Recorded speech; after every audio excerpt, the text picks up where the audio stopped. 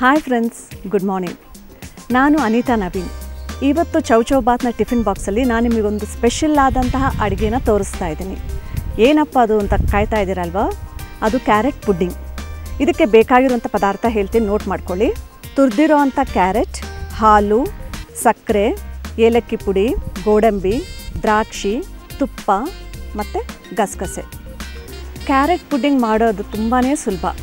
ಇದಕ್ಕೆ ಫಸ್ಟ್ ನಾವು ನೀರನ್ನ ಕಾಯಿಸ್ಕೋಬೇಕು. ಒಂದು 1/4 ಕಪ್ನಷ್ಟು ನೀರು. ಈ ನೀರಲ್ಲಿ ತುರಿದಿರೋ ಅಂಥ ಕ್ಯಾರೆಟ್ನ ಹಾಕಿಬಿಟ್ಟು ಸ್ಲೈಟಾಗಿ ಬೇಯಿಸ್ಕೋಬೇಕು.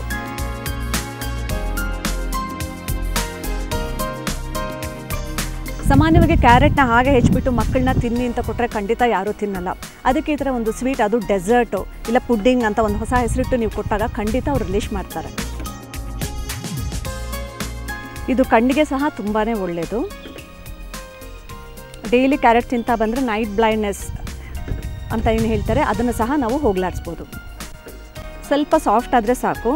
ಇದ್ರ ಜೊತೆಯಲ್ಲಿ ಸ್ವಲ್ಪ ಹಾಲು, ಸಕ್ಕರೆ ಮತ್ತು ನೀರು ಹಾಕಿಬಿಟ್ಟು ಮಿಕ್ಸಿಯಲ್ಲಿ ನಾವು ಸ್ವಲ್ಪ ತಿಕ್ಕ ಪೇಸ್ಟ್ ಥರ ರೆಡಿ ಮಾಡ್ಕೋಬೇಕು.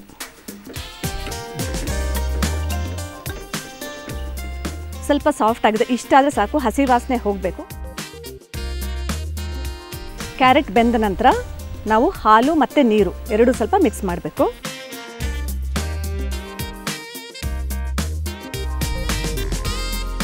ಇವಾಗ ಆಫ್ ಮಾಡಿಬಿಟ್ಟು ಮಿಕ್ಸಿಯಲ್ಲಿ ಬ್ಲೆಂಡ್ ಮಾಡಬೇಕು. ಮಿಕ್ಸಿಗೆ ಹಾಕಿದ ನಂತರ ಪೇಸ್ಟ್ ಈ ಥರ ಸಿದ್ಧವಾಗುತ್ತೆ.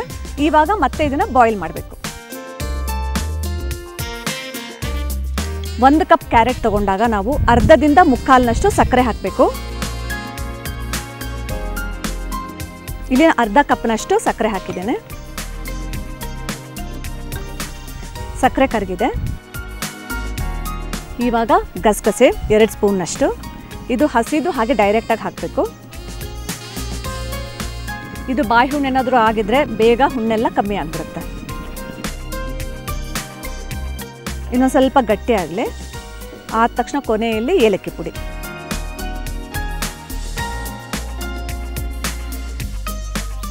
ಕಾಲು ಟೀ ಸ್ಪೂನಷ್ಟು ಪುಡಿ ಮಾಡಿದಂತಹ ಏಲಕ್ಕಿ ಪುಡಿ.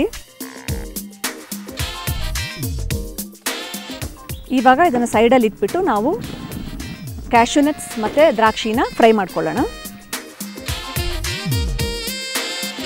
ತುಪ್ಪ ಕರಗಿದ ತಕ್ಷಣ ಗೋಡಂಬಿ ಹಾಕೋಣ. ಗೋಡಂಬಿ ಫ್ರೈ ಆದ ನಂತರ ಕೊನೆಯಲ್ಲಿ ದ್ರಾಕ್ಷಿ.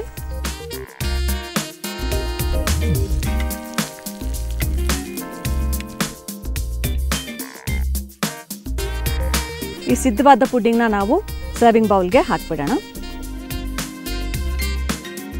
ವೀಕ್ಷಕರೇ, ನೋಡಿದ್ರಲ್ಲ, ರುಚಿಯಾದ, ಸವಿಯಾದ, ಪೌಷ್ಟಿಕಾಂಶದಿಂದ ತುಂಬಿದಂತಹ ಕ್ಯಾರೆಟ್ ಪುಡ್ಡಿಂಗ್ ಹೇಗೆ ಮಾಡೋದು ಅಂತ ಕಲ್ತ್ಕೊಂಡ್ರಲ್ವಾ? ಸೊ ಖಂಡಿತ ನೀವು ಟ್ರೈ ಮಾಡ್ತೀರಲ್ವಾ? ಓಕೆ, ನಾಳೆ ಮತ್ತೆ ಇದೇ ಸಮಯಕ್ಕೆ ನಿಮ್ಮನ್ನು ಮತ್ತೆ ಭೇಟಿ ಆಗ್ತೀನಿ. Thank you.